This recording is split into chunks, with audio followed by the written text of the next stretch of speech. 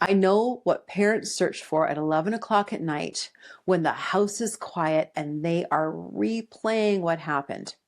We search for things like, why does every conversation with my teenager turn into a fight? Or how do I get my teenager to open up without pushing them away?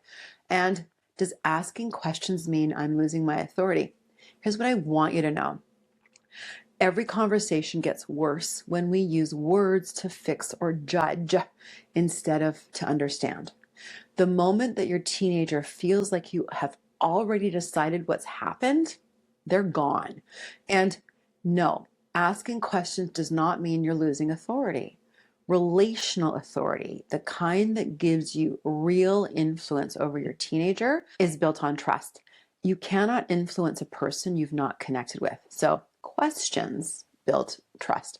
Lectures take that away. Now, I said this to stay to the end for 3 questions, and I want to be really clear about this before I give them to you. You don't have to know or remember all 3. You only need 1 question to start, and what will follow is your teens is going to give you more. So number 1, tell me more. It is open, it is warm, and it hands the control completely over to them. It says, you lead and I will follow. So for a teenager who is used to adults jumping in with opinions, the second that there's a pause in the conversation, this lands differently. It signals safety, and safe is what they need to be before they will tell you anything real. Question number 2, what do you wish I understood about this?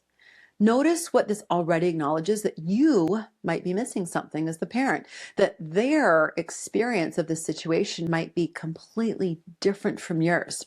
For a teenager, that acknowledgement is enormous. It says, I know I might have this wrong, and tell me what I'm not seeing. Most teenagers, given that opening, will tell you exactly what they need you to know. And then they feel valued. Question number 3, what happened next? Use this when they slow down, when the words stop coming and they are watching you, waiting to see if you're going to jump in and take over. This question keeps them going without putting a single word into their mouths. Pure curiosity, zero judgment, and I'm still here. I want to hear the rest. Here's the one thing I want you to take from this video. You do not need all 3 questions today. You do not need to have it all figured out before the next hard moment comes. You need 3 words. Tell me more. That's your starting point every single time if you need it. In conflict, in silence, in confusion, in anger, say it gently and you mean it. And then be quiet and listen. Tell me more. Because what comes next is almost never what you expected. And what comes next is where the real conversation begins.